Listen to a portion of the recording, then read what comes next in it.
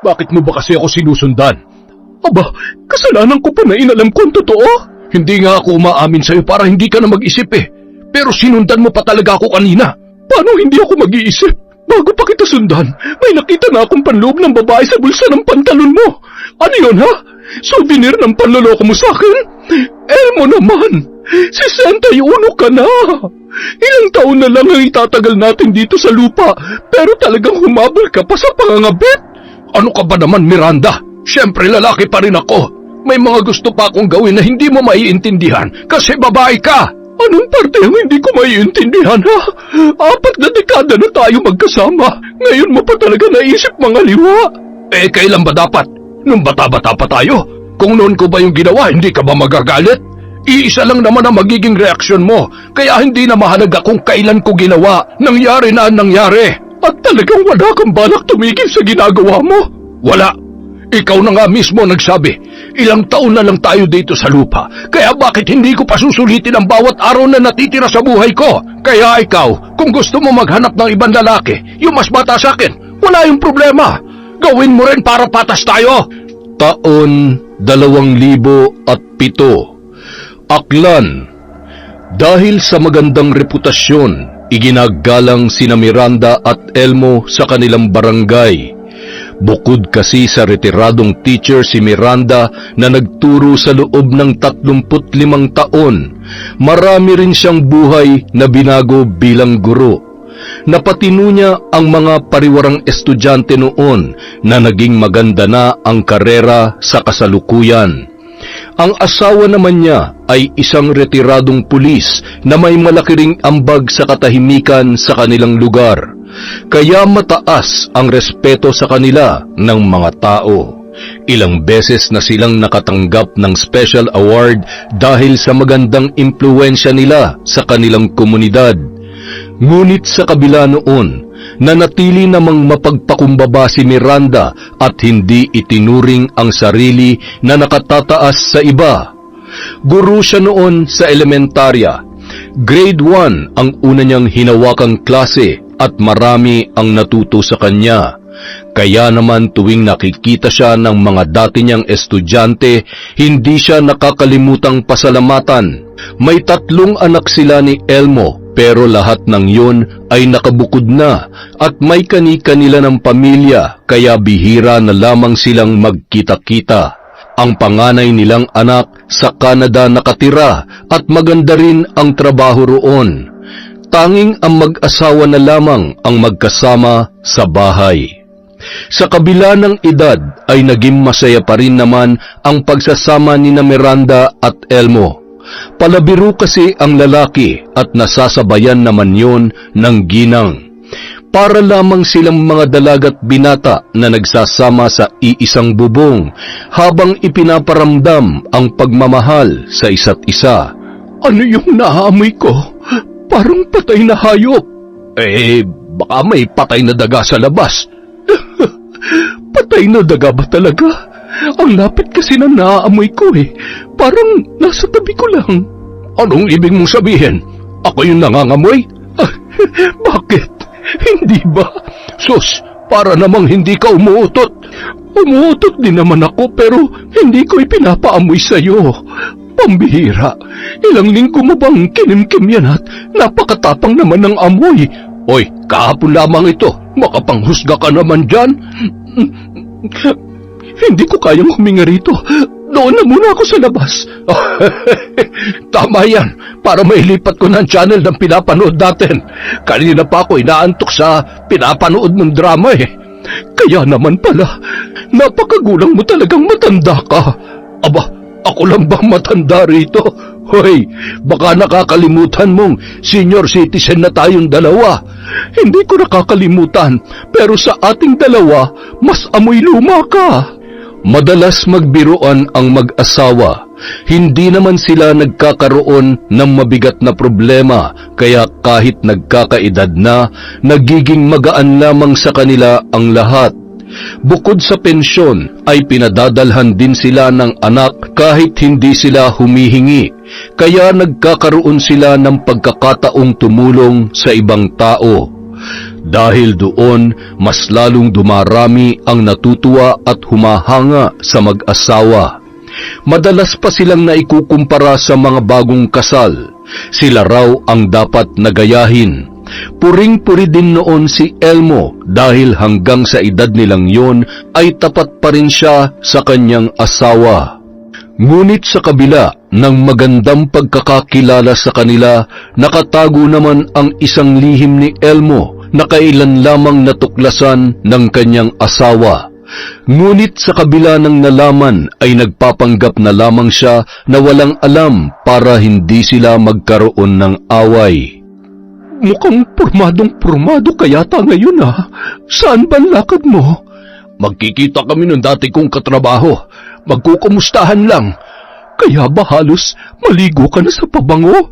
Palagi naman akong ganito. Ano bang tinutumbok mo at ganyan ka kung magtanong?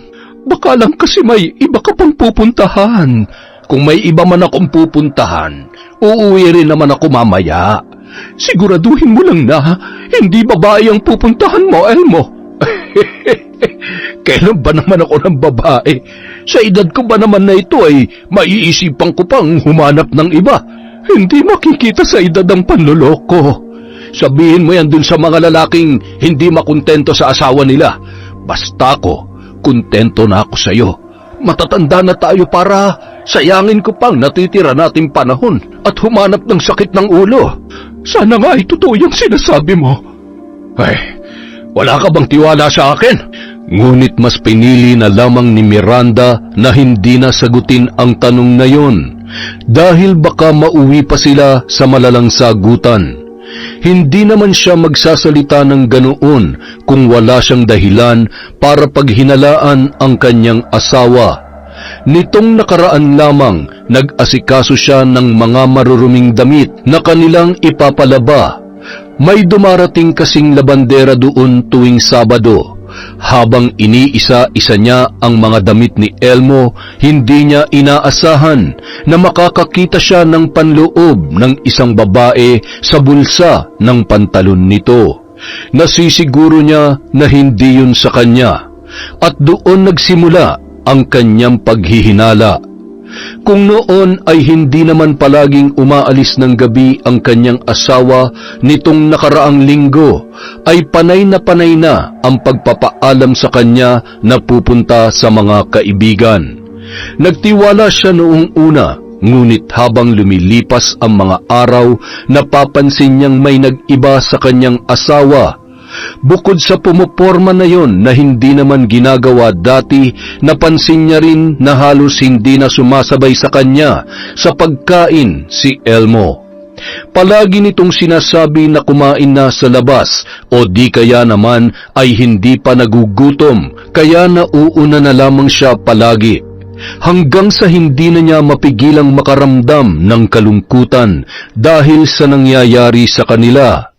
Unti-unti nang nababawasan ang mga oras na sila ay magkasama. Halos hindi na niya maramdaman ang presensya ni Elmo dahil sa madalas noong pag-alis sa kanilang bahay.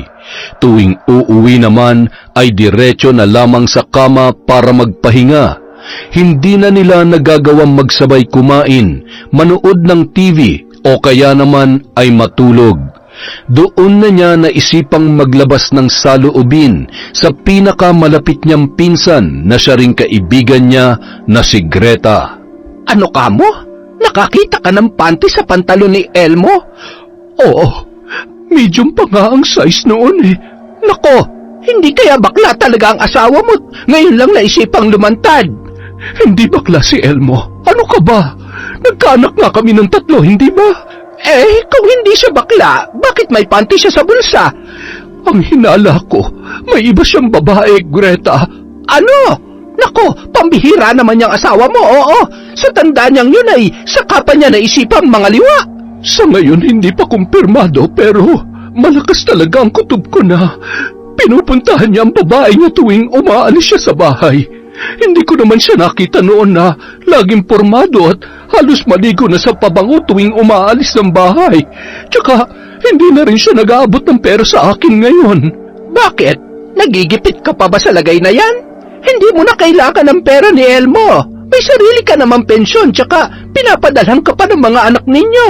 Hindi yun ang pinupunto ko, Miranda. Hindi ko naman talaga kailangan ng pera niya dahil kaya kong mabuhay nang hindi siya nagbibigay. Ang sa akin lamang, mukhang doon sa babae na pupunta ang lahat ng pera niya. Ay nako, mahirap naman kung puro lamang tayo hinala. Patunayan mo na agad yan para makastigo mo ng asawa mo. Kapag pinatagal mo pa yan at totoo may kabit siya, nako, baka makabuntis pa yang si Elmo. Hindi ko nga alam kung paano ko gagawin yun eh. Alam nga naman, kumprontahin ko na lang siya agad-agad. Baka mapahiya lang ako kapag nagkataon. Sus, simple lang yan. Sa susunod na aalis siya at pormadong-pormado, sundan mo. Doon mo lamang makukumpirma kung may kabit nga ba siya o wala. Sinunod ni Miranda ang payo ng kanyang pinsan nang minsang magpaalam si Elmo para pumunta muli sa kaibigan ay kaagad siyang gumawa ng paraan para sundan yun. Gamit nito ang luma nilang kotse nang umalis. Si Miranda naman umarkila ng tricycle. Makalipas ang ilang sandali, huminto ang kotse ni Elmo sa tapat ng isang beer house. Mula roon ay lumabas ang isang matangkad at maputing babae.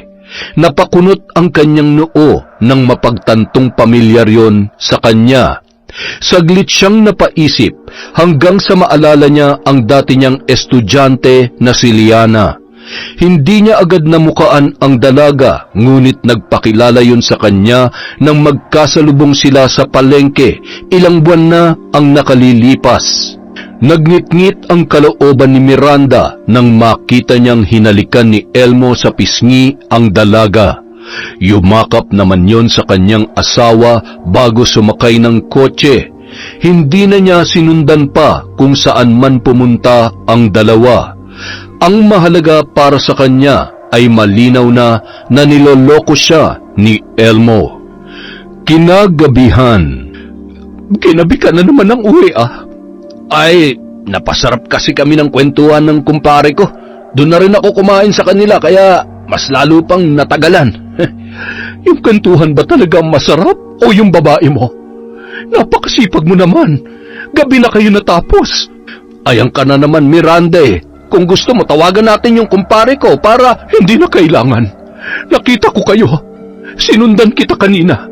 Doon ka pumunta sa beer house sa bayan. Saan mo siya dinala? Sa motel? Bakit mo ba kasi ako sinusundan? Aba, kasalanan ko pa na inalam ko ang totoo. Hindi nga ako umaamin sa'yo para hindi ka na mag-isip Pero sinundan mo pa talaga ako kanina. Paano hindi ako mag-iisip?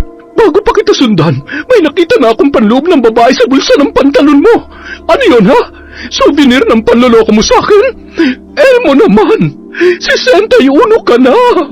Ilang taon na lang ang itatagal natin dito sa lupa, pero talagang humabol ka pa sa pangangabit. Ano ka ba naman, Miranda? Siyempre lalaki pa rin ako. May mga gusto pa akong gawin na hindi mo maiintindihan kasi babae ka. Anong parte ang hindi ko maiintindihan 4 na dekada na tayo magkasama. Ngayon mo pa talaga naisip mga liwa. Kailan ba dapat? Nung bata-bata pa tayo? Kung noon ko ba yung ginawa, hindi ka ba magagalit? Iisa lang naman ang magiging reaksyon mo, kaya hindi na mahalaga kung kailan ko ginawa. Nangyari na ang nangyari. At talagang wala kang balak tumigil sa ginagawa mo? Wala.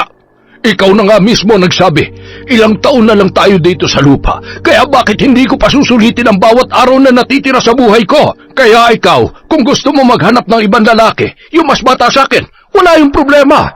Gawin mo rin para patas tayo. Hindi makapaniwala si Miranda sa mga narinig niya mula kay Elmo. Sa 4 na dekada nilang pagsasama, ni minsan ay hindi niya nakita ang asawa na natukso sa ibang babae. Lumalabas din naman noon si Elmo kasama ang mga kaibigan pero ipinapaalam pa sa kanya kapag may mga kasamang babae at nangangakong hindi iinom ng sobra. Isa yon sa mga nagpatibay ng kanilang relasyon, kaya hindi niya lubos akalain na kung kailang matatanda na sila ay saka pa yon naisipan ng kanyang asawa. Ang masaklap pa roon, ang dating estudyante pa niya ang nakarelasyon ni Elmo. Paborito niya noon sa klase si Liana. Grade 1 pa lamang yun. palaging pumapasok na walang baon at pinababayaan pa ng mga magulang na parehong lulong sa ipinagbabawal na gamot. Kaya naman tuwing papasok ay dinadagdagan niya ang kanyang baong merienda at pananghalian para mabigyan ang bata. Kaya nang muli silang magkita ay hindi siya nito nakalimutan. Kilala ni Liana ang asawa niya kaya sigurado rin siya na alam nitong siya ang asawa ni Elmo. Kaya hindi niya matanggap na ang batang tinulungan niya noon ang siya pang magiging ahas sa 4 na dekada nilang pagsasama ng kanyang asawa. Yun ang unang beses na nagkasagutan sina Miranda at Elmo tungkol sa isang babae. Nasundan pa yon ng nasundan dahil hindi pa rin tumigil si Elmo sa pakikipagkita sa kanyang kabit na si Liana. My loves? Parang kailangan ko na ng bagong relo. Nasira na kasi yung ginagamit ko eh. Ay, huwag ka mag-alala. Bibilhan kita ng bago. Basta, palagi ka lang mabait at tapat sa akin, ha? Tandaan mo, dapat sa akin ka lang. Oo naman. Sayong-sayo lang ako, my loves. Ay, siya nga pala. Kailan mo ba ako isasama sa bahay mo? Gusto ko na makita kung gaano kalaki yon. Malay mo, magustuhan ko nang doon na lamang tumira kasama mo. Hindi ba magandang ideya yon? Abay, maganda nga yung naisip mong yan, my loves. Pero sa ngayon kasi, hindi pa talaga pwede. Bakit naman? Alam mo namang may asawa ko, hindi ba? Hindi ko naman inilihim yun sa'yo. Oo nga, pero alam niya rin naman na may iba ka pang babae, di ba? Kung hinahayaan ka lang niya, edi okay lang din sa kanya kung doon ako titira sa inyo. Tsaka ikaw naman ang lalaki sa inyong dalawa. Kapag sinabi mo, hindi na siya makakatanggi pa. Dapat iparamdam mo sa kanya na ikaw ang batas sa bahay mo. At dadalhin mo ron kahit sinong gusto mong dalhin. Abay, hindi naman ganun kadali ang sinasabi mo. Tsaka, hindi lang talaga sa akin ang bahay na yun. Sa amin yun ni Miranda. Pera naming dalawang ginamit sa pagpapagawa, kaya hindi ko pwedeng sabihin na sa akin lamang yun. Paano ko? Hindi mo man lang ako ipaglalaban kahit gusto ko rin tumira sa bahay na yun. Kilala kong asawa mo. Mabait yun, kaya sigurado ako matatanggap niya ako. Kilala mo si Miranda? Paano? Hindi ko pa nga pala nasasabi sa'yo. Naging estudyante niya ako. Grade 1 pa lang ako noon.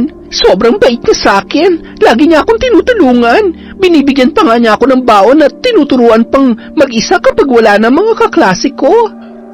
Kung ganun, ikaw pala yung estudyanteng kinukwento niya sa akin noong nakaraan. Nagkita raw ulit kayo. Huwag ka mag-alala. Gagawin ko ng paraan yung gusto mo. Talaga, loves? Salamat, ha? Umasa naman si Liana sa pangakong yon ni Elmo. Mag-isa na lamang siya sa buhay at wala ring matinong trabaho. Una siyang nagtrabaho sa beer house pero natanggal din siya roon nang manampal siya ng isang bastos na customer. Minsan na rin niyang binenta ang kanyang puri para magkaroon ng makakain at may maipambayad sa renta. Kung hindi niya yun ginawa, baka namatay na lamang siya ng dilat ang mga mata dahil sa gutom. Hindi ganun kadaling makahanap ng trabaho kaya kumapit na lamang siya sa patalim. Bago pa man mapunta si Liana sa ganoong klase ng trabaho, high school pa lamang ay naging biktima na siya ng grupo ng mga tambay sa dati niyang tinitirhan. Inabangan siya pagkagaling sa eskwelahan. Dinala siya sa isang abandonadong bahay at doon pinagsamantalahan ng 3 lalaki na nagdala sa kanya roon. Diring-diri siya sa kanyang sarili nung mga panahon na yon. Hindi niya matanggap ang nangyari sa kanya. Pakiramdam niya ay wala na siyang mukhang ihaharap sa mga tao. Sirang-sira na ang kanyang pagkababae. Hanggang sa umabot na siya sa desisyon na tapusin na lamang ang sarili niyang buhay.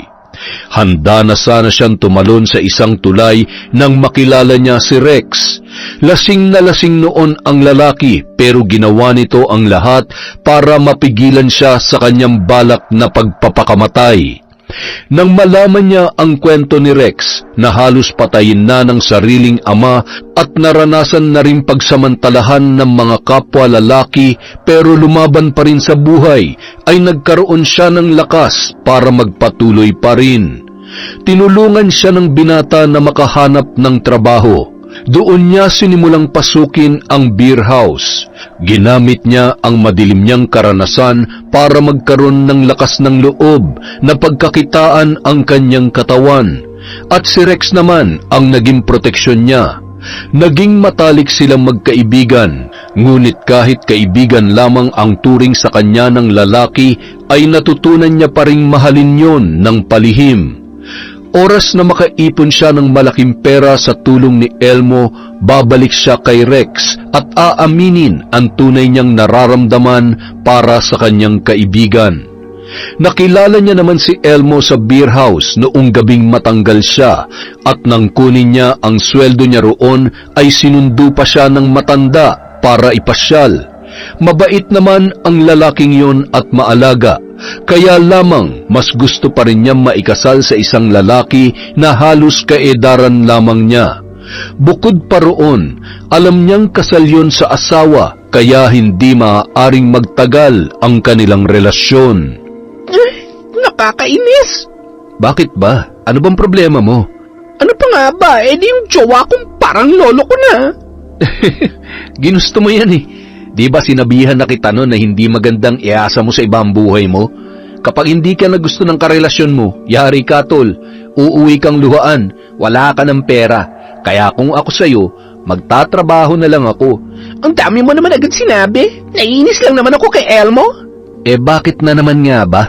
Gusto ko na kasing tumira sa bahay niya para hindi na ako nangungupahan. Lalo ako hindi nakakaipon eh. Ano? Di ba may asawa yun? Oo, alam ko. At gusto mong tumira kayo sa iisang bubong? Pambihira ka. Ibang klase rin yung kakapalan mo, tol. Ano ba? Kakampi dapat kita, kaya wag mo akong pagsalitaan ng ganyan. Alam mo, ipagtatanggol kita sa mga umaapit na nanamantala sa'yo, pero sa gagawin mong yan, hindi kita masusuportahan. Maninira ka ng pamilya. Wala akong sisirain. Sila mag-asawa lang naman ang magkasama sa bahay na yun eh. Matatanda na rin ang mga anak nila. Nasa ibang bansa pa nga yung panganay eh. Pamilya pa rin yun, no? Ano ka ba naman, Liana? Mag-isip ka nga ng matino. Ito na lang ang naiisip kong paraan para matakasan ko tong lecheng buhay ko na to. Sawang-sawa na ako maging kahit isang tuka, Rex. Kung doon ako titira sa bahay ni Elmo, magiging masarap ang buhay ko. Kakain na lang ako at matutulog. Pero kapalit naman nun, ang paggamit sa'yo ng matandang yun. Wala na akong pakialam. Kung kinakailangang anak-anak ko ng lalaking yun, gagawin ko para lang magkaroon kami ng dahilan na magsama sa iisang bubong. Kapag nangyari yun, wala na magagawa ang asawa niya. Matanda na yun eh. Hindi na siya nun mabibigyan ng anak. Pero ako, kayang-kaya ko pa. Ay nako, ewan ko sa'yo. Sana lang hindi ka mapahamak dyan sa plano mong gawin. Nakakatakot ang karma, no? Ang karma, nangyayari lang yon sa mga taong tatanga-tanga at hindi ako kabilang doon. Pinanindigan ni Liana ang pakikipagrelasyon kay Elmo sa kabila ng pagkakaroon nito ng pamilya. Ginatasan niya ang lalaki at sinigurong mapapasunod sa lahat ng kanyang gusto. My loves, hindi na ako masaya sa ginagawa natin. Ah? Anong ibig mong sabihin? Yung ganito na parang tinatago mo ako. Ikinahihiya mo ba talaga ako kaya hindi mo ako kayang panindigan sa harap ng asawa mo? Teka, ano bang gusto mo? Hiwalayan ko na ang asawa ko para malaya na tayo magsama sa bahay? Kung hindi pwede, dalawa na lang kami ron. Kausapin mo na kasi ang asawa mo. Gawin mo lahat para mapapayag mo siya. Hindi pwedeng ganito. Hindi ko na kayang mas magtagal pa kayo magkasama. Nagsiselos ako, my loves. Makinig ka naman sa akin. Bahala ka kapag pinatagal mo pa. Baka may ibang umampun sa akin. Ay nako. Napakahirap naman yung pinapagawa mo. Pero, sige, susubukan ko siyang kausapin mamaya. Bakit kakausapin kausapin mo pa, mas madali kung isasama mo na lang ako agad doon. Kapag nandun na ako, wala na siya magagawa. Sabihin mo na lang na doon ako titira. Siguro naman sa ganda ng relasyon yung mag-asawa ay hindi siya mag-eskandalo, di ba? Sige na naman, my loves. Pumayag ka na. Kayang-kaya mo yon. Ayoko na maupahan. Ikaw ang bahala. Kapag ako may nagpatira sa akin na iba, Ano? Siya, sige. Paano ba ito? Mag-impake ka na ng mga gamit mo pagbalik mo sa apartment. Mamayang gabi, isasama kita sa bahay. Talaga, my loves? Ay, naku. Oo na. Tsaka, mabuti na rin yun para mapanatag ako kaysa kung saan ka pa tumira. Yan ang gusto ko sa iyo eh. Pagsapit ng gabi, hindi inaasahan ni Miranda na hindi lang mag-isang uuwi si Elmo. Pagbukas ng pinto, kaagad na kumulo ang kanyang dugo nang tumambad sa kanya ang pamilyar na muka ng isang babae. Walang iba kundi ang dati niyang estudyante. Anong ginagawa ng babaeng yan dito, Elmo? Miranda, kumalma ka muna, pwede? Pag-usapan natin to ng maayos. Ngayon pa tayo mag-uusap? Sinama mo na nga yung haliparot na yan dito. Anong haliparot? Dahan-dahan naman kayo sa pagsasalita, ma'am. Naturingan pa naman kayong teacher tapos ganyan niyo ako itrato? At bakit? Ano bang dapat itawag sa isang babaeng pilit na kumakapit sa isang lalaking may asawa na? Para kang walang pinag-aralan. Hindi ka ba nahihiya na naging estudyante kita noon, tapos ngayon nilalandi mo ang asawa ko? Gusto ko lang naman tumira dito dahil wala na akong ibang mapupuntahan. Sana naman tratuhin niyo po ako ng maayos. Hindi naman ako magiging pabigat sa inyo. Masipag ako maglinis, tsaka kung gusto nyo, imamasahe ko kayo gabi-gabi bilang kabayaran sa pagtira ko dito sa bahay ninyo. Miranda, alam mo naman ang tungkol sa amin ni Liana, hindi ba? At alam ko rin na ayaw mo ng iskandalo. Kaya para makaiwas tayo sa mga usap-usapan ng mga tao, mas mabuting dito na lang si Liana para hindi na kami nakikita magkasama lagi sa labas. Ang kapal naman ng mukha mo, Elmo. Ikaw ang gumawa ng problemang yan. Bakit idadamay mo pa ako, ha? Sobra ka. Hinayaan na nga kita sa pakikipagkita sa haliparot na yan. Inuwi mo pa rito sa bahay. Hindi mo na talaga ako nirespeto. Pansamantala lamang naman siya rito. Kaya pansamantala yan o pamatagalan. Hindi ako papayag na dito titira ang babaeng yan. Hindi lamang ikaw ang pwede magdesisyon tungkol sa bagay na yan, Miranda. Tayong dalawa nagpagawa nitong bahay, kaya may karapatan din akong patirahin dito si Liana. At ako naman ang asawa mo. Kahit sa panig mo tingnan, wala ni katiting na karapatan ng babaeng yan na tumira dito. Kaya nga nakikiusap ako sa iyo. Hindi naman siya manggugulo rito. Susunod siya sa kung anumang batas mo rito sa bahay. Basta pumayag ka lang na dito na siya tumira. Totoo po yun, ma'am. Kahit nga po gawin niyo akong katulong dito, ayos lamang po sa akin. Kailangan ko lang po talaga ng matitirhan. Dahil sa pamimilit ni Elmo ay wala na ring nagawa pa si Miranda. Ni hindi niya na namalayan kung paano siya nakumbinsi ng asawa na magsama-sama sila sa iisang bubong. Ang tanging alam na lamang niya noon ay ayaw niyang madungisan ang pangalan nilang mag-asawa. Dahil malaki ang bahay at may 2 pang bakanteng kwarto, ipinagamit na lamang nila ang isa kay Liana. Maghahating gabi na noon pero maramot pa rin ang antok kay Miranda.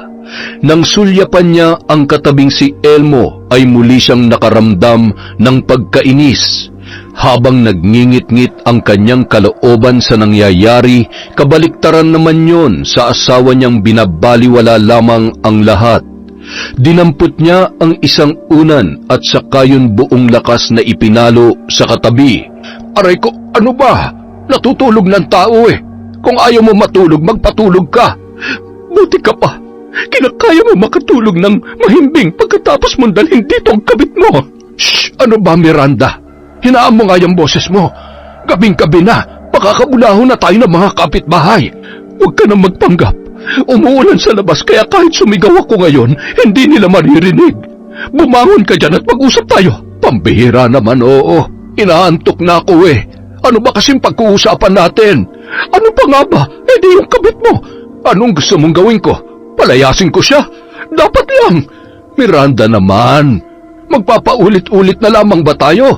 Oo, hanggat hindi ka natatauhan. Hindi ka man lamang nakukonsensya sa ginagawa mo sa akin. Bukas na bukas rin, palalayasin mo ang babaeng yon. Hindi nga pwede.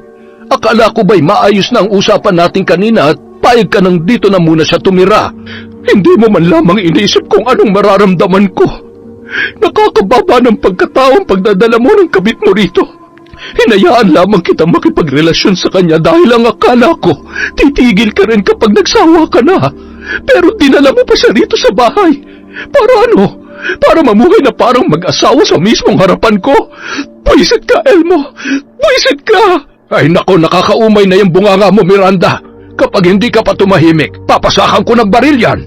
Gawin mo, para malaman ng mga anak mo na hindi na ikaw ang amangay ginalang nila noon. At bakit naman sila nadamay sa usapang ito, ha? Simula pa lamang damay na sila. Pamilya mo kami at sinisira mo dahil sa testing Liana na yun. Ano bang gusto mo? Ilantad ko na lang sa mga tao rito na meron akong kabit? Kung ayaw mo ng kahihiyan, hayaan mo siya rito. Kapag may nagtanong kung sino siya, di sabihin mo, pamangkin ko. Pamangkin? Mukha na nga kayong maglolo? Ay, pwede ba, Miranda? Totoo naman na. Bakit? Hindi mo ba matanggap na hindi kayo bagay sa isa't isa? Buti sana kung mukha kang bata sa edad mo. Nangungulubot ka na. Punyeta naman, hindi ka matatahimik? Hindi ako mananahimik sa bahay na ito hanggat nandito ang babae mo. Tandaan mo, Elmo, ikaw may gusto na nandito siya, kaya wag na wag mo akong kukwestiyonin kung paano ko siya itatrato rito. Kailangan niya malaman ang lugar niya at hindi yun dito sa loob ng pamamahay ko. Bahay ko rin to. Mas malaki ang naiambag ko rito. Halos araw-araw ang naging pag-aaway ni Miranda at Elmo mula nang tumira sa kanila si Liana. Noong una, hindi nakikisali sa away ang dalaga. Para lamang itong maamong tupa na nakatayo sa isang tabi at nakikinig sa dalawa. Mukhang tirahan at libreng pagkain lang naman ang kanyang habol, kaya nagagawa pang hindi pansinin ni Miranda. Ngunit kalaunan, unti-unti nang nag-iiba ang ihip ng hangin. Ang sarap naman ng buhay mo. Pahila-hilata ka lamang dyan habang naghihintay ng tanghalian. Tapos na ako sa gawain ko, Nay, kaya kung pwede lang, huwag niyo na akong pakialaman. Huwag mo akong matawag-tawag na nanay, hindi kita anak. O, di wag. Di rin naman kita gusto maging nanay. At hindi rin kita gusto rito sa bahay. Wow, hindi lang ikaw may-ari ng bahay na to. Alam ko, pero ikaw, malinaw na wala kang karapatang tumira dito. Hindi ka naman namin kaano-ano. Estudyante lang kita na tinulungan ko noon. Nagsisisi ako na tinulungan pa kita. Kung alam ko lang na lalaki kang malanti at walang respeto, hinayaan na lang sana kita magtiis sa gutom at pangungutya ng mga kaklase mo. Talaga? Peke lang naman pala yung kabutihan mo eh. Hoy, tanda, kung ako sa'yo, magpapakabait na ako. Lalo na kung nabibilang na lang ang araw na itatagal ko dito sa mundo. Kapag nawala ka na, ako na magmamay-ari nitong bahay. Tapos ikaw, pagpipiyasahan ka na lang ng mga uod at mga bulati sa hukay. Bastos ka! Noon pa, tanda, nagtitimpi lang ako sa'yo dahil nakiusap sa akin ang asawa mo. Pero ngayon, tama na sa bait-baitan. Hindi ko na hayaan paulit-ulit mong tapakan ang pagkatao ko dahil lamang kabit ako. Mahal ko ang asawa mo, kaya hanggat mahal niya rin ako, magtiis ka sa presensya ko. Kung masyado na masakit sa mata mo ang mga nakikita mo, pues pumikit ka. O kaya naman matulog ka na lang buong araw para hindi tayo nagkikita. Ang kapal talaga ng mukha mo. Kahit anong sabihin mo, kabit ka lang ng asawa ko at mananatili kang kabit hanggang sa huling hininga mo. Ah, hininga pala ha? Pues, tingnan na lang natin kung sinong unang malalagutan ng hininga. Sa sobrang galit ni Miranda sa kabastusan ni Liana ay pinalayas niya ang dalaga. Ngunit nang dumating si Elmo, kasama na naman nito ang babae. Muli nilang pinag-awayan ang tungkol doon. Sa huli ay nanaig pa rin ang kagustuhan ng asawa niya kahit tutol pa rin siya sa pagtira ni Liana sa kanilang bahay. Hanggang sa napagod na lamang si Miranda sa paulit-ulit nilang pag-aaway, kaya hinayaan na lamang niya ang dalawa. Ano ka ba naman, Miranda? Bakit Bakit nagpaubaya ka na lamang basta-basta? Hindi ako basta-basta nagpaubaya, Greta. Ginawa ko lahat para tumutol pero paulit-ulit na ipinaglalaban ni Elmo na bahay niya rin yun. Abay, nasiraan na nga talaga ng ulo ang lalaking yon. Ikaw ang asawa niya, bakit mas pinapabura niya yung kabit niya? Siyempre, si Liana ang mas bata at mas nakakapagpasaya sa kanya ngayon. Hirap na ako, Greta. Ang sakit-sakit na ng dibdib ko sa pagtitiis sa panloloko sa akin ni Elmo. Sa 4 na dekada, naging tapat akong asawa sa kanya at ni minsan, hindi ko naisip na lokohin siya. Pero bakit parang napakadali lang sa kanya na gawin yun sa akin? Hindi na ba ako mahal ng asawa ko? Ay naku, napakatanga mo talaga. Gagawin niya ba sa iyon kung mahal ka pa niya? Abay, halos tapakan niya ng pagkatao mo. Doon pa lang sa naisipan niya makipagrelasyon sa babaeng yon, binastos ka na ni Elmo. Nawalan na siya ng respeto sa iyo at sa pagsasama niyo. Tapos ibinahay niya pa. Hindi ko na alam kung anong klaseng pagmamahal pa yon. Parang hindi ko na kaya. Hihiwalayan ko na siya. Ano? Ngayon ka pa makikipaghiwalay? Nako sa tagal ng proseso ng annulment ngayon ay baka mauna pa ang lamay niyo kesa sa hihintayin mong resulta.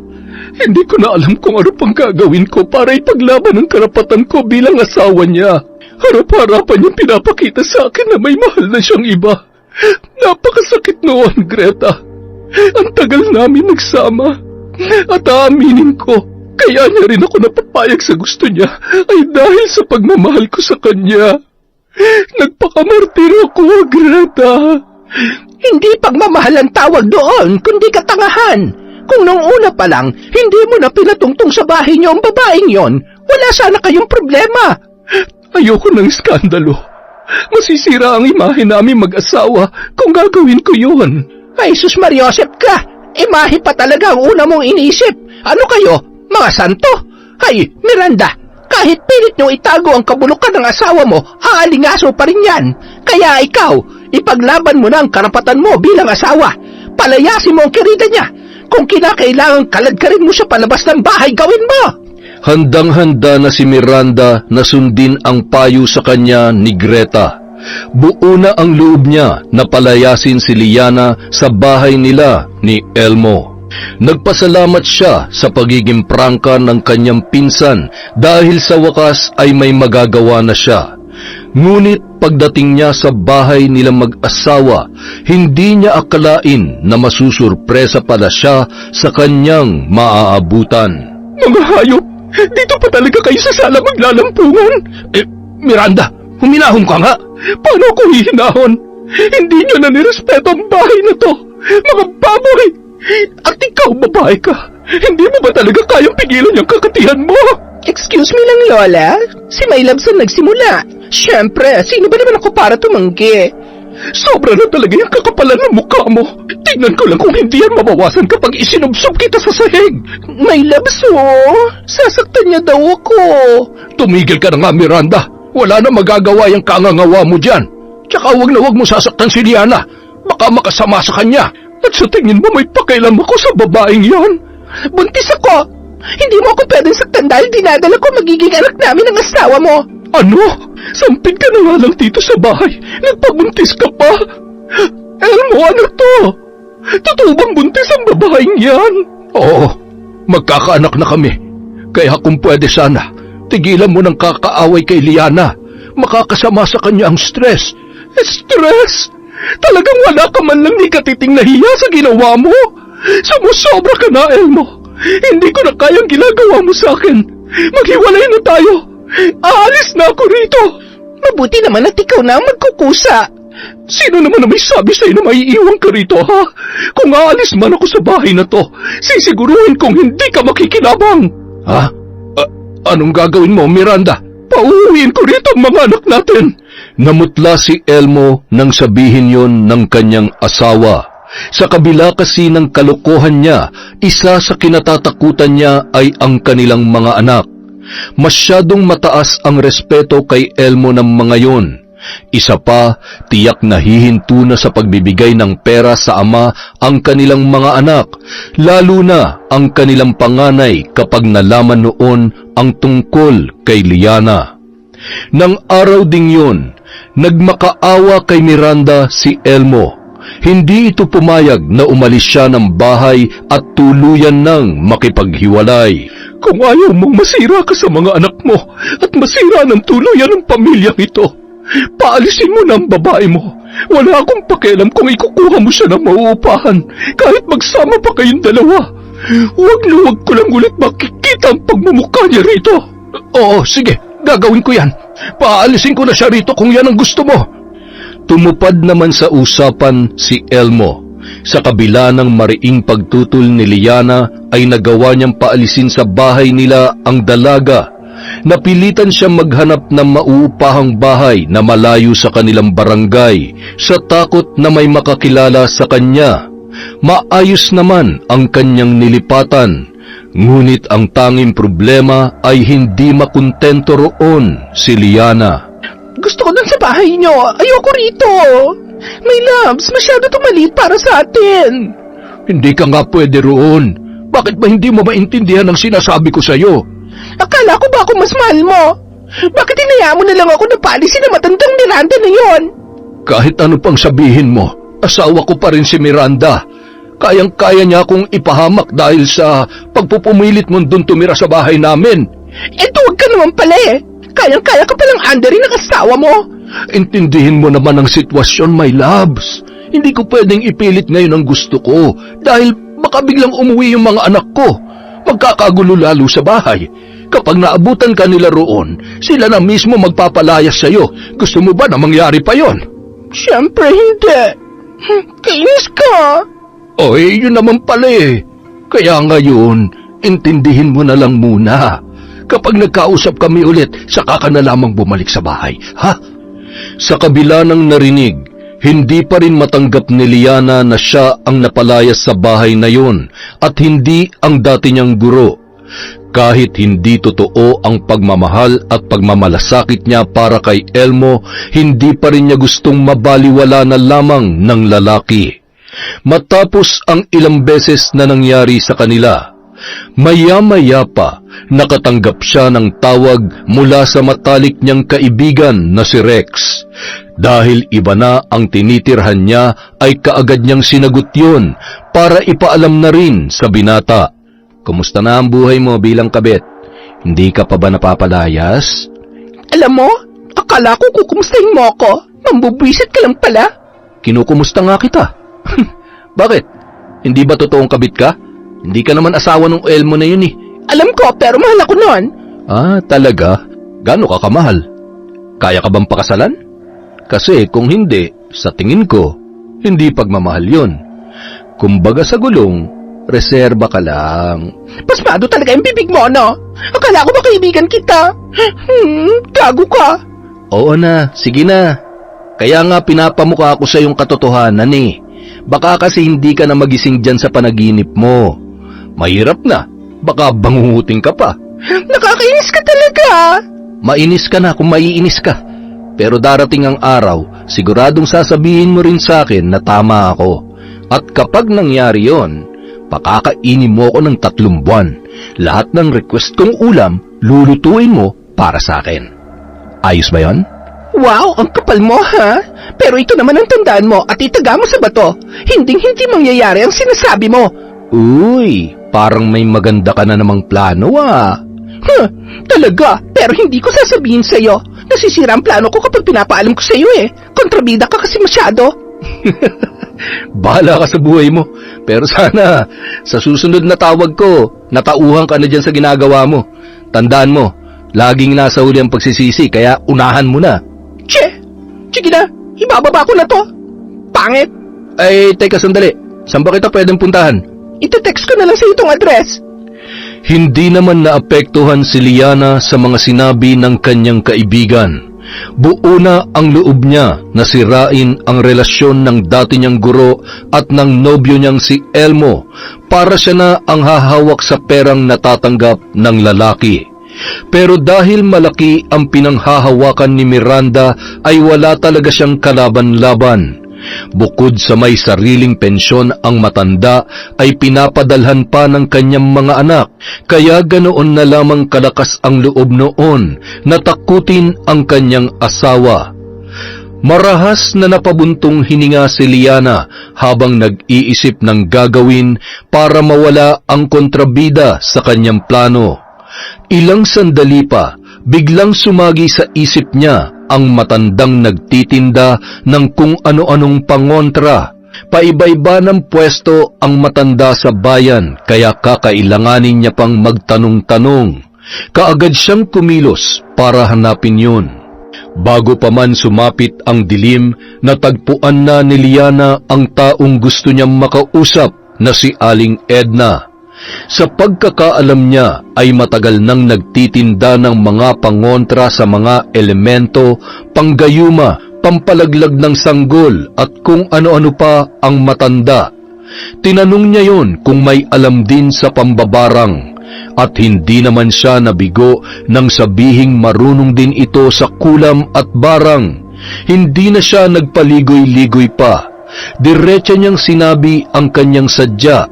Napangisi na lamang siya na magkasundo sila ni Aling Edna sa nais niyang ipagawa roon. Kapalit ang halaga na kanyang ibibigay. Pagbalik niya sa paupahan, nagulat siya nang maabutan doon si Rex.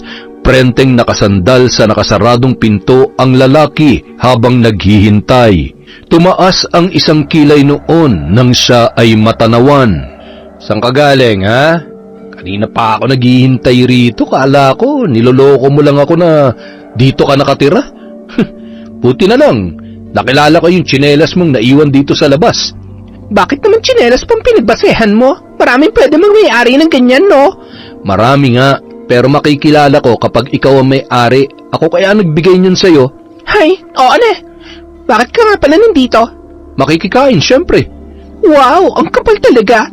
Wala kang makakain dito. Hindi pa ako nakakapagluto. Bumili ka na lang dyan sa malapit na karinderya sa labas. Libre na kita para wala kang masabi. Hindi maganda kung bibili ka na lang ng bibili.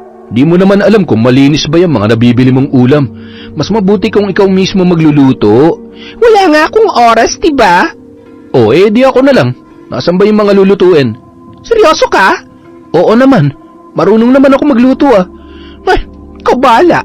May mga binili naman akong panluto dyan sa ref. Kunin mo na lang. Isipin mo na lang na dito ka rin nakatira. Hindi ko lang iisipin. Dito na talaga ako titira. Ano? Baliw ka ba? Pumupunta dito si Elmo. Paano kung maabutan ka nun? Di, sasabihin ko, pinsan mo ko. Hindi pwede. Kailangan din namin ng privacy. Alam mo naman yun kapag nakita ko. Grabe. Baka pumunta siya rito mamaya, kaya pagkatapos mo magluto at kumain, umuwi ka na rin kaagad. Ay, bagamat nadismaya si Rex sa sinabi ni Liana, pinilit na lamang niyang itago yun. Ayaw niyang madagdagan pa ang mga iniisip ng kaibigan niya na maaaring magtulak pa sa mas maraming maling desisyon sa buhay. Gustuhin man niyang maging matino si Liana, hindi na niya hawak ang desisyong yun para sa kanyang kaibigan. Malungkot na sinulyapan ni Rex si Liana na kasalukuyang umiidlip sa mahabang upuan na gawa sa kahoy. Kung maayos lang sanang trabaho ko't may malaking ipon, hindi ko hahayaang ipahamak mo pang sarili mo, Liana. Napabuntong hininga na lamang ang binata. Tanging siya lamang ang nakakaalam ng tunay niyang nararamdaman para kay Liana.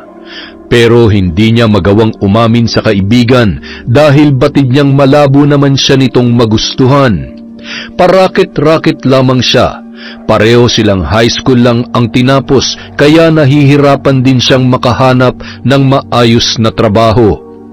May natanggap naman siyang offer sa construction sa Kalibo pero hindi pa rin niya magawang lumayo dahil kay Liana. Gusto niya sanang yayain doon ang dalaga para pareho silang makahanap ng maayos na trabaho.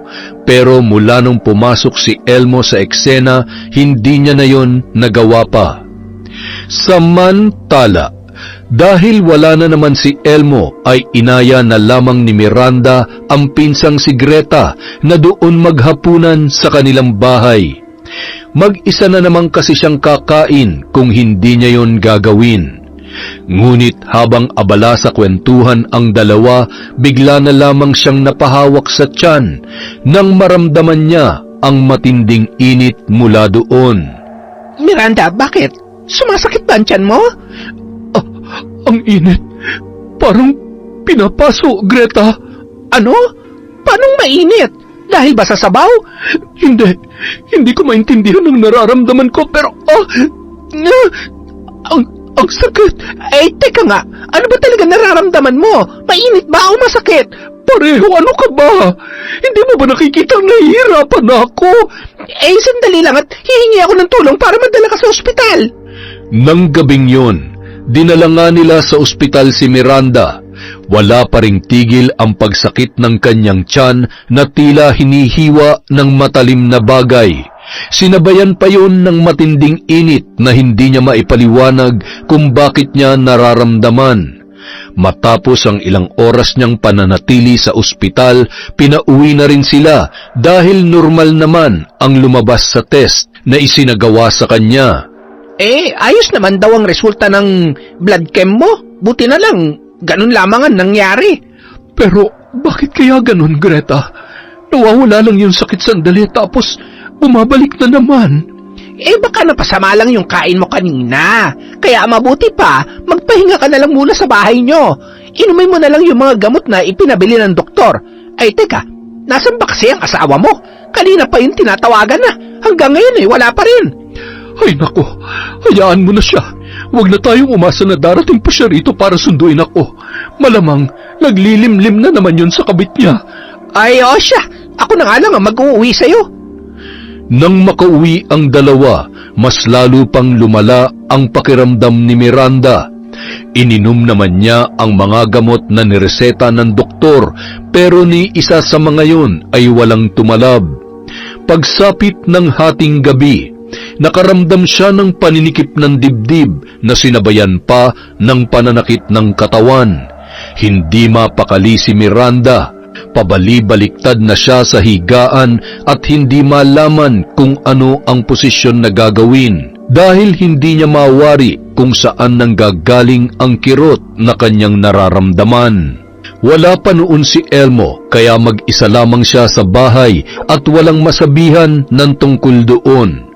Pagsapit ng 12:30, napilitan na siyang bumangon para tingnan sa malaking salamin sa sala ang kanyang katawan. Ngunit nang hubarin niya ang kanyang damit, tumambad sa kanya ang mapupulang marka sa dibdib. Pababa sa kanyang tiyan, nawari niya'y hinampas ng latigo. Hindi pa man siya nakakabawi sa kirot, ay muli na naman yung nasundan, hanggang sa halos mamagana ang buo niyang katawan. Hindi na nakakilos pa si Miranda dahil sa matinding kirot mula sa kanyang mga latay.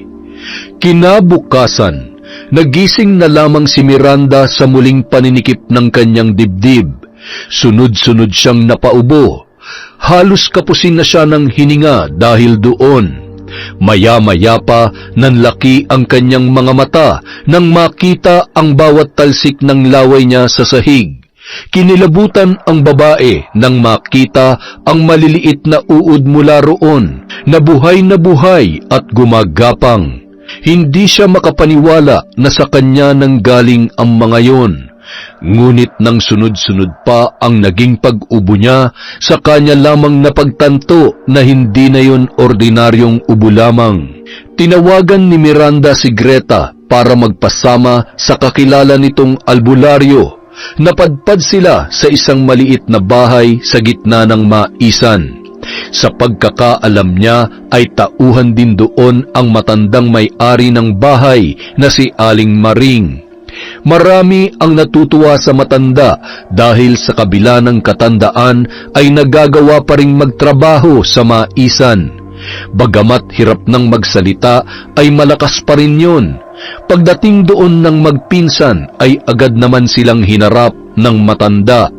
Ngunit na makita nito si Miranda ay kaagad na nag-iba ang ekspresyon ng kanyang muka. Magandang hapon, Aling Maring. Pwede ko ba kayong makausap sandali? May sumusunod sa'yo. Hindi ligtas kung dito mo sa labas sasabihin ang sadya mo. Pumasok muna kayo. Nagtataka man ay sumunod na lamang sina Miranda at Greta sa sinabi sa kanila ng matanda. Pagpasok pa lamang nila sa bahay nito ay sumalubong na ang amoy ng iba't ibang kandilang nakatirik sa bawat sulok, ngunit wala pa yung sindi. Nakaagaw pansin din sa kanila ang mga nakasabit na sungay ng hayop doon, pati na rin ang mga garapon na naglalaman ng iba't ibang insekto. Paano niyo po nasabi na mayroong sumusunod sa akin?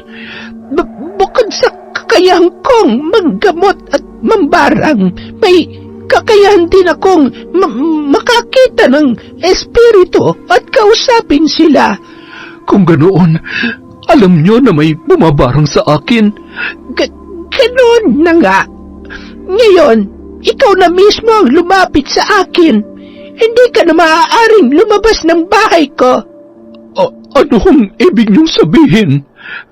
Mananatili ka rito hanggat hindi ko natatanggal ang sumpa mula sa itim na mahikang bumabalot sa iyo.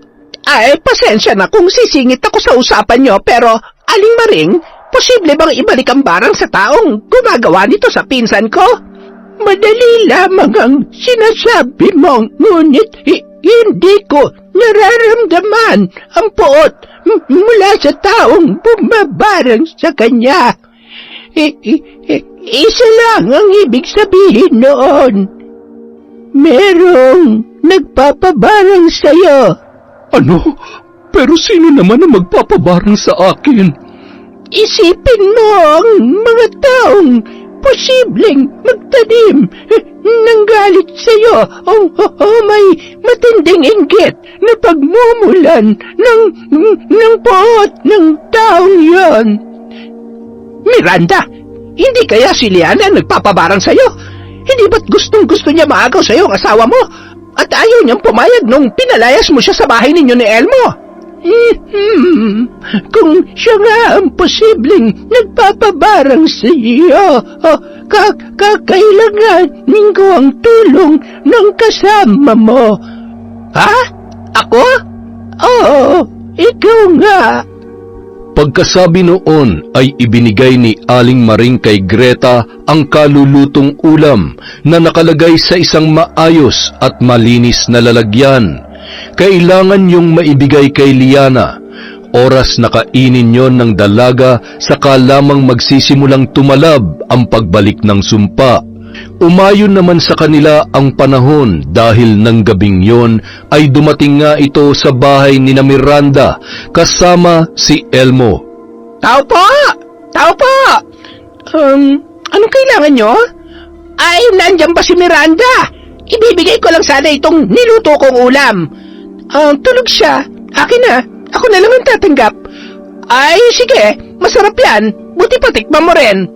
Mukhang ako naman talaga ang uubos nito. Maraming salamat, ha? Gumuhit ang matagumpay ng ngiti sa mga labi ni Greta nang maibigay yon kay Liana. Bumalik siya roon kinabukasan para kumustahin ang lasa ng kanyang niluto. Nagyabang pa ang dalaga na mas masarap daw siyang magluto doon. Ngunit ang mahalaga sa kanya ay kinain yon ni Liana. Paalis na sana siya para puntahan ang bahay ni Aling Maring, kung saan pansamantalang tumutuloy si Miranda nang tawagin siya ni Elmo. Greta, sandali. Bakit? Alam mo ba kung saan pumunta si Miranda? Hindi kasi siya umuwi kagabi. Akala ko nga ay dyan lamang sa inyo. Bakit sabi ng pamangkin mo natutulog lang daw dyan si Miranda? Wala siya rito kagabi. Hindi naman nagsabi sa akin kung saan pupunta. Nako, hindi kaya naglayas na si Miranda? Bakit niya naman gagawin yon? Abay, malay ko. Kayong dalawa lang naman na nakakaalam kung anong problema nyo. Sinadyang magmaang-maangan ni Greta sa tanong ni Elmo dahil ayaw niya magduda ang lalaki na may alam siya kung nasaan ang kanyang pinsan. Pagkagaling sa bahay ng mag-asawa ay kaagad siyang dumiretso sa bahay ni Aling Maring. At doon tumambad sa kanya ang kalunos-lunos na itsura ng kanyang pinsan.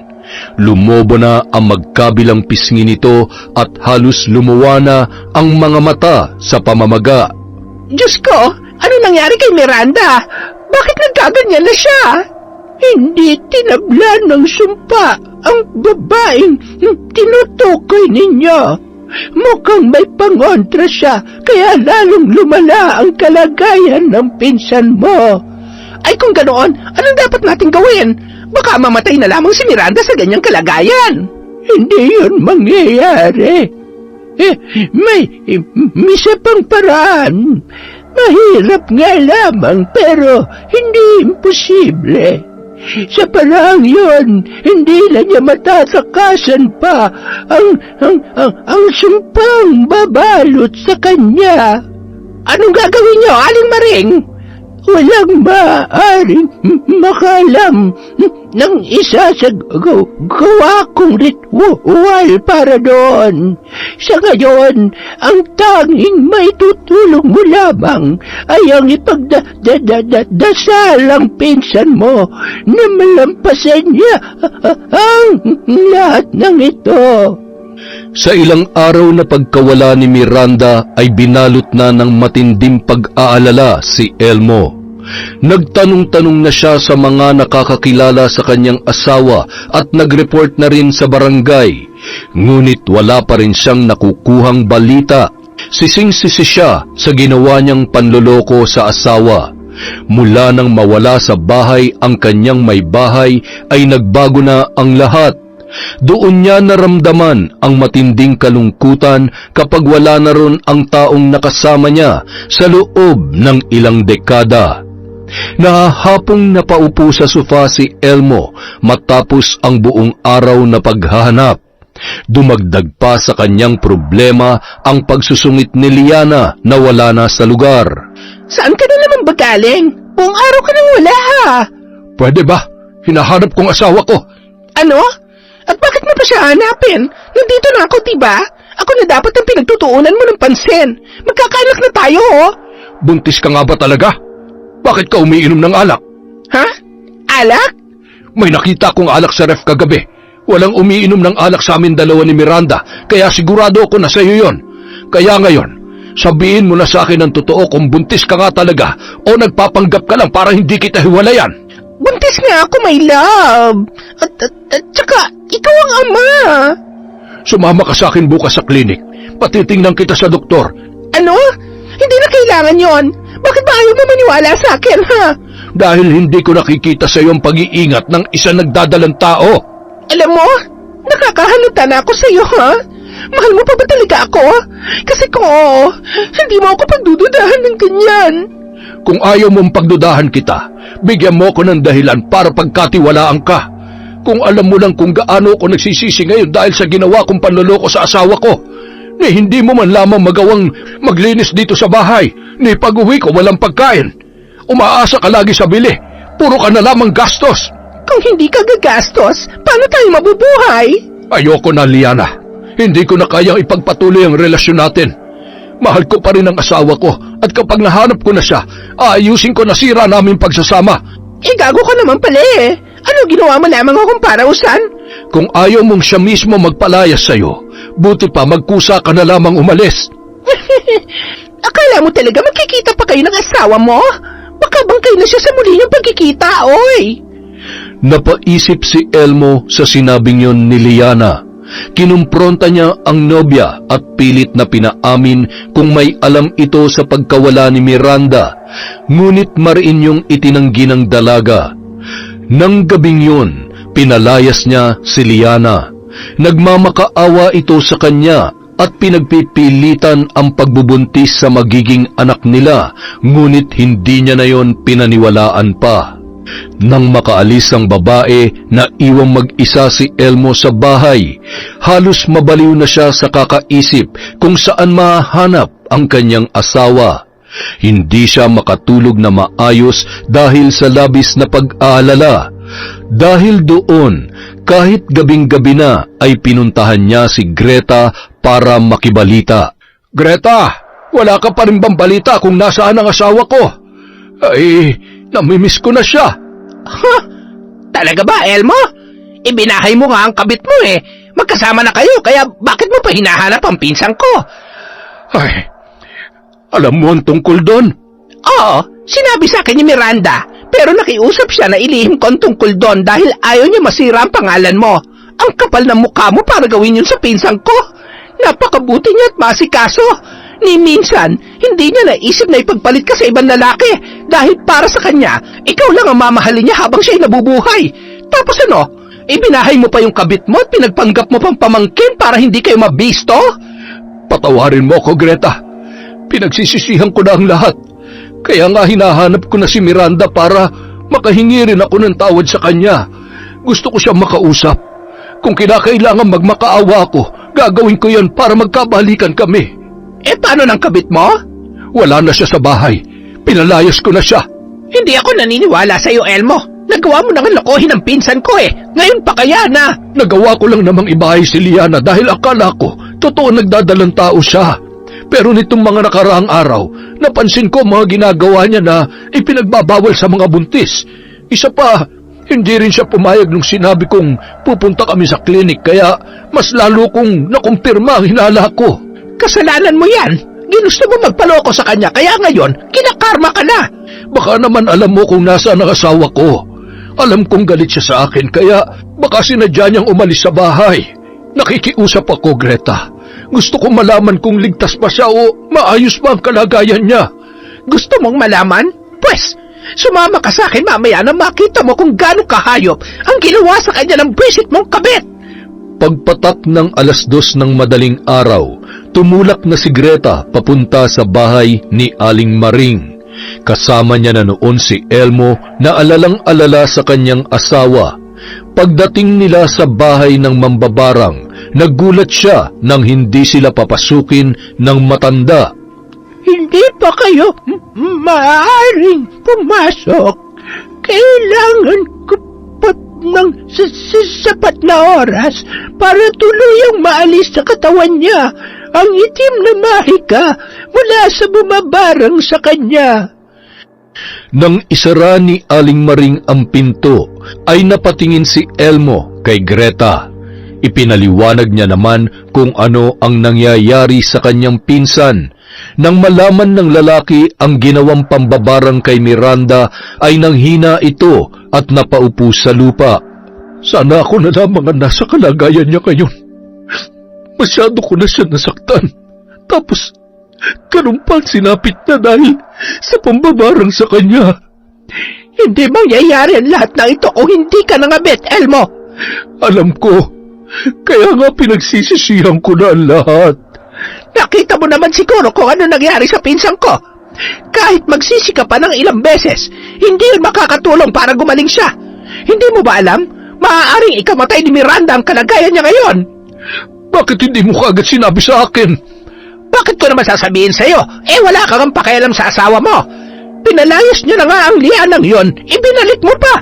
Isang malaking pagkakamali ang nagawa ko. Inaamin ko yun. Kapag maayos na si Miranda, babawi ako sa kanya. Matapos ang ilang oras na paghihintay, lumabas na rin si Aling Maring at sinabing tapos na ang orasyon. Napakurap-kurap sina Elmo at Greta nang makitang maayos na ang kalagayan ni Miranda.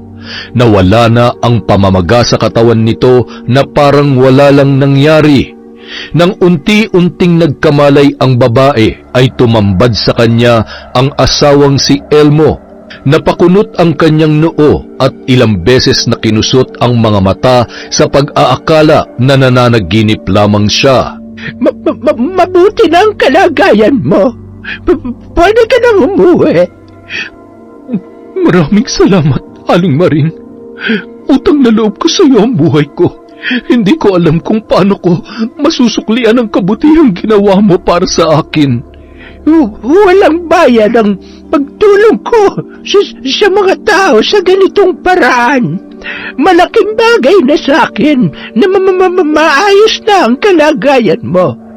Teka, bago ka nga pala umalis, kailangan mong dalhin ito. Para saan po ang medalyong ito? Yan na magsisilbing proteksyon mo sakaling muling ibalik sa iyong babarang. Maraming salamat, Aling Maring. Kapag may kailangan kayo, Huwag sana kayo mahihiya magsabi sa akin. Kilala kita. Nakakarating sa akin ang balita na marami kang natulungan dito sa barangay kahit wala kang posisyon sa politika.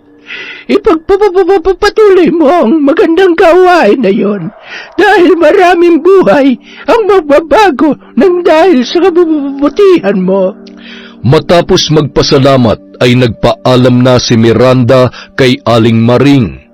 Bagamat magkasama sila ni Elmo ay nananatili silang walang kibo. Laking pasasalamat na lamang niya dahil kasama niya noon si Greta.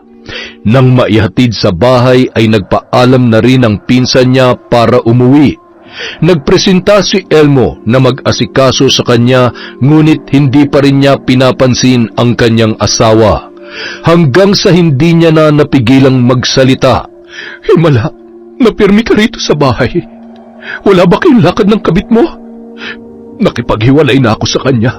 Bakit? Sawa ka na ba kay Liana? Kung ganon, sino naman ang ipinalit mo sa kanya? Wala na. Itinigil ko na ang pakikipagrelasyon. Pinagsisisihan ko na ang ginawa ko, Miranda. Mapatawad mo sana ako. Maling-mali na ipinagpalit kita sa ibang babae. Ngayon ko lang napagtanto na napakasama kong asawa. Nasaktan ka ng dahil sa akin. Tama ka. Sa tinagal-tagal na nating nagsasama, ngayon ko pa naisipang magloko. Hindi ko yun dapat ginawa. Patawarin mo sana ako, Miranda. Hindi madaling patawarin na nagawa mo, Elmo. Kung gusto mong patawarin kita, patunayan mo nagbago ka na at hindi mo na uulitin yon. Mula nang makabalik si Miranda sa bahay, nakita niya ang malaking pagbabago kay Elmo. Kung noon halos hindi niya maasahan sa bahay ang asawa, ngayon ito pa mismo ang nagpipresenta sa mga gawaing bahay. Lalo na sa pagluluto kahit na maayos na ang kalagayan niya. Natutuwa naman si Miranda sa nakikita niyang pagbabago at hindi nagtagal ay pinatawad niya na rin si Elmo, alang-alang na rin sa kanilang mga anak. Walang ibang nakaalam ng panlolokong ginawa nito bukod kay Greta at kay Aling Maring, kaya nanatili yung lihim. Mula na magkaayos silang mag-asawa ay naging mas maganda pa ang kanilang samahan. Naging mas malambing at maasikaso si Elmo. Mas marami na rin ang oras nila para sa isa't isa at nakabalik na rin sila sa pagkakawang gawa sa kanilang barangay. Samantala, unti-unti nang tinatablan ng baliksumpa si Liana. Tulad ng nangyari kay Miranda na maga ang buo niyang katawan at halos lumuwa na ang kanyang mga mata. Ilang araw na siyang hindi lumalabas sa inuupahang apartment. Sa susunod na araw ay darating na ang may-ari para singilin siya ng renta pero wala na siyang maibabayad dahil wala na siyang sustento mula kay Elmo. Napaluhan na lamang ang dalaga habang nakatitig sa kisame. Wala ng pera, wala ng mahingan ng tulong. Nahihiya siyang lumapit kay Rex dahil baka ipamukha lamang sa kanya ng kaibigan ang kasalanang kanyang nagawa. Malinaw na bumalik sa kanya ang sumpa mula sa pagpapabarang niya kay Miranda at hindi niya alam kung ano ang gagawin para gumaling sa sakit na kanyang nararanasan. Ilang beses siyang sumuka ng dugo na may kasamang buhay na uod. Ganoon din ang ihi at duming kanyang inilalabas. Halos bumaliktad na ang kanyang sikmura tuwing nakikita ang mga uod na yon na may masangsang na amoy. Kahit sinong papasok sa inuupahan ay tiyak na masusuka sa amoy na sasalubong pagbukas pa lamang ng pintuan. Buhay pa siya, ngunit tila naaagnas na ang kanyang katawan. Kinabukasan, narinig na lamang ni Liana ang boses ng landlady sa labas ng paupahan. Ngunit dahil sa matinding panghihina sa pinaghalong sakit at gutom na kanyang nararanasan ay hindi na niya nagawa pang sumagot at pagbuksan yon ng pinto. Hanggang sa halos magwala na ang babae, mariin niyang ipinikit ang kanyang mga mata dahil sa kanyang kalagayan. Maya-maya pa, muling napadilat ang mga matang yun nang marinig ang isang pamilyar na boses mula sa labas. Nawala ang boses ng landlady. Mukhang kinausap yon ng kanyang kaibigan. Ilang sandali pa, nakarinig naman siya ng sunod-sunod na katok na sinabayan pa ng pagtawag ni Rex sa kanya. Nang hindi pa siya nakasagot, ay pwersahan ng binuksan ng binata ang pinto ng paupahan. Napaluhan na lamang siya nang makita ang mukha ni Rex na awang-awa sa kanyang kalagayan. Kaagad siya nitong tinulungan para makatayo. Ganito na pala nangyayari sa'yo, hindi ka man lang nagsasabi sa akin. Anong plano mo, ha? Ang hintayin na lang na mamatay ka? Pasensya ka na, Rex. Nahihiya na kasi ako. Tsaka, ayoko nang madamay ka pa sa problema ko. Ito na yung karma ko na sinasabi mo sa akin noon. Hindi ako nakinig sa'yo. Ginawa ko pa rin manira ng pamilya at muntik pa akong makapatay ng tao. Ano? Bakit? Ano bang ginawa mo, Liana? Ipinabaron ko si Ma'am Miranda. Napakasama ko, Rex. Kung hindi pa ito nangyari sa akin, hindi ko pa maiisip na maling-mali ang ginagawa ko. Hindi ko alam kung paano ko hihingi ng tawad sa kanya bago man lamang ako mawala. Ano mawala bang sinasabi mo? Hindi ka pa mamamatay. Gagawa ko ng paraan para gumaling ka. Huwag na, Rex. Tama na. Ito ang parusa ko sa mga nagawa kong kasalanan. Kaya hayaan mo na lamang ako. Pwede ba yun? Hindi ako papayag na magiging ganyang ka na lang, Liana. Kahit ayaw mo, gagawa ko ng paraan. Tinupad ni Rex ang pangakong yon kay Liana. Naghanap siya ng magaling na albularyong maaaring tumingin sa kanyang kaibigan. Hindi naging madali ang paghahanap niya, pero sa huli ay may nakuha rin siyang mahusay na albularyo na makakatulong sa dalaga. Nahirapan din ang matanda nung una dahil masyadong malakas ang kapangyarihan ng mambabarang na sumumpa kay Liana. Marami itong sinubukang paraan na hindi kaagad umubra, kaya lalong lumala ang kalagayan ng babaeng lihim na tinatangi ni Rex. Ngunit sa pamamagitan ng isang ritual at ng patak ng luha ni Liana na puno ng pagsisisi, ay naging matagumpay ang pagsasawalang bisa ng sumpa. Tuluyan ng gumaling ang dalaga at bumalik sa dati ang makinis na balat at malusog na pangangatawan. Laking pasasalamat niya sa albularyong tumulong sa kanya. Walang bayad ang ginawang panggagamot ng matanda, ngunit pinangaralan siya nito na wag na muling susubukang manira ng pamilya ng iba dahil baka sa susunod ay mas matinding karma pa ang kanyang maranasan. Kumusta naman ang pakiramdam ng bagong laya? Anong bagong laya? Hindi naman ako nakulong, ah. Hindi nga, pero nakalaya ka na sa sumpa ng kadiliman. Akala ko habang buhay ka ng mamamaga. Pag nagkataon, ang sarap mong pisil-pisilin. Pisit ka talaga. Sus, bisit daw. Ako nga naging knight in shining armor mo eh. Pinagsasasabi mo dyan, kadiri ka. Kadiri ba talaga kung sasabihin kong hindi lang kaibigan ang tingin ko sa'yo? Ha? Paano? Matagal na kitang gusto, Liana. Hindi nga lang basta gusto eh. Mahal nga kita eh. Baliw. Oo nga. Sa tingin mo ba gagawin ko lahat ng to kung kaibigan lang ang tingin ko para sa'yo? Mahalaga ka sa akin, Liana. Pero, bakit ngayon ka lang umamin sa akin? Wala pa akong lakas ng loob nun eh. Alam mo namang, wala pa akong matinong trabaho, di ba? Sabi mo sa akin, ang gusto mo, yung ganun kay Elmo. Mapera at kayang suportahan ng mga luho mo. Bakit umamin ka na ngayon? May matino ka na bang trabaho? Wala pa, pero ayoko na mag-aksaya pa ng panahon. Baka maunahan pa ako ng iba eh. Paano ka naman mauunahan ng iba? Kaya lang naman ako nakikipagrelasyon sa mga mapepera kasi gusto kong makaipon kaagad. At kapag nangyari yon, aaminin ko na ang totoo kong nararamdaman para sa'yo. Ha? Ibig mong sabihin? Oo, Rex. Mahal din kita. At ayos lang sa akin kahit wala ka pang maayos na trabaho ngayon.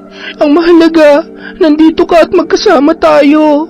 Tutulungan natin ang isa't isa. Matapos ang usapang yon, saka lamang nagkaunawaan ang dalawa sa tunay nilang nararamdaman. Humanap sila ng matinong trabaho at maswerte naman silang natanggap. Nagtatrabaho na noon si Liana bilang cashier sa isang grocery at natanggap naman si Rex bilang bagger doon, kaya magkasama pa rin silang dalawa. Makalipas ang ilang buwan, sumapit na ang Teacher's Day. Doon muling naalala ni Liana ang kanyang dating guro na si Miranda. Bagamat kinakabahan, nagplano siya ng isang sorpresa para sa ginang. Paraan niya yon ng paghingi ng tawad.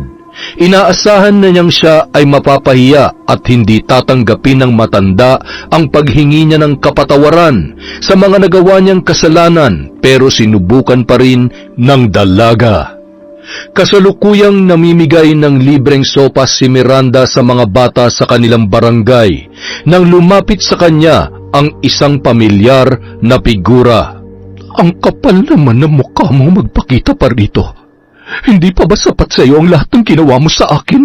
Ma'am, hindi po ako pumunta rito para manggulo. Nandito po ako para humingi ng tawad sa lahat ng mga kasalanan ko sa inyo. Hindi ko kailangan ng paghingi mo ng tawad, kaya umalis ka na rito habang hindi pa tayo nakakaagaw pansin sa mga tao. Ma'am, alam ko pong hindi madali para sa inyo magpatawad. At hindi rin po ako karapat-dapat para doon. Pero sana po, hayaan niyo po akong patunayan na pinagsisisihan ko ang lahat ng nagawa ko. Wala nang nagawa ang ginang na magkusang tumulong si Liana sa pag-aasikaso sa mga batang kanyang pinapakain. Nagulat din siya noon nang malamang may dala rin palang mga biskwit at juice ang dalaga para ipamigay sa mga bata. Bagamat galit pa rin siya sa ginawa nito, ay hindi niya maitatanggi ang paghanga sa ginawa ni Liana. Hindi yon nangulit sa kanya para kanyang patawarin, pero linggo-linggong pumupunta sa kanilang bahay ang dalaga para magdala ng kung ano-anong regalo. May pagkain, halaman, damit, at kung minsan may mga gamit na pwede niyang ipamigay sa kanyang mga tinutulungan.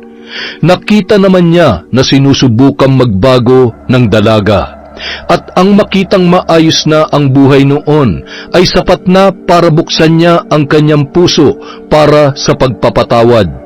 Nang muli silang magkita, tuluyan niya nang pinatawad ang dati niyang estudyante. Gusto niya sanang makausap rin ni Elmo si Diana para magkaayos na rin ang mga yon. Pero dahil ayaw nang magpakita ng dalaga sa kanyang asawa, ay nirespeto niya na lamang ang desisyon noon. Sa kasalukuyan, kasama niya si Liana sa pagkakawang gawa. Nang huli silang magkita, nalaman niyang nakapag-enroll na pala sa kolehiyo ang dalaga para ituloy ang naudlot na pangarap. Masaya siya para sa dati niyang estudyante dahil bukod sa natutunan nitong maging mabuting tao at bumawi sa mga nagawang kasalanan, ay nakikita niya rin kung paano unti-unting naaabot ni Liana ang kanyang mga pangarap sa buhay. Doon niya naisip na posible palang alisin ang galit sa puso kahit gaano pa man kabigat yon. At doon niya rin napagtanto na mas magaan ang buhay kung walang dinadalang galit sa sinuman. Yon! Ang ganda na naman ng kwento natin. Grabihar! Dahil dyan, meron na naman po tayong shout out. Simulan natin kay Trio Cavibes, kay Kimpoy Feliciano, hi kay Janet Cisneros, kay Haunted Whisper, kay Noylin Sumandal, shout out kay Liza Takada, kay Abigail Kabugayan, hi kay Carmi, kay Abyab, kay Joyce Jonella, hi po kay Norsen TV, kay Rowena Kaikong, kay Robert Crimen, hi kay Maylene Malyare, shout out kay Lilibeth Alfaro, Shauma TV, Bangungot Diaries, hello kay Jing Estrada, shout out kay Dean Rodriguez, kay Purificacion Pasinoble, kay videos went viral. Hi kay Pamela Allen. Shout out kay Mami from Doha, Qatar. Hello kay Ramona R. Shout out kay Eliza. Kay Rosette Ersando. Hi kay Ate Aya. Hello po kay Lani Neri. Kay Ruth Celine Dahang. Hi kay Urvesia Lasala. Hi kay Annalyn Morales. Shout out sa Gawaran Reyes family of Madrid, Spain, at sa Bowak Vibora Tattoo from Lea Gawaran. Wow! Pag umuwi to sa Pilipinas, magpapadagdag tayo ng tattoo. Hi kay Arshem TV. Hello po kay Roslyn Jimenez, kay Victor Dalanon, kay Jinky Perez. Hi kay Ahmad Binhusan, kay Pia Kate Roseber, kay Josefina Felias. Shout out kay Mark Anthony Pineda, kay Rowan Masakayan. Hi kay Alma Vanguardia. Hi kay G. Onyas, Jade Guevara, at Emma Yamo. Para po sa mga hindi na shout out, marami pa po tayong videos. Marami pong salamat. Mag-iingat po kayo. Alagaan niyo po ang mga sarili niyo. Love na love po kayo ni Enteng. Thank you, thank you, thank you. Maraming salamat po sa inyong lahat.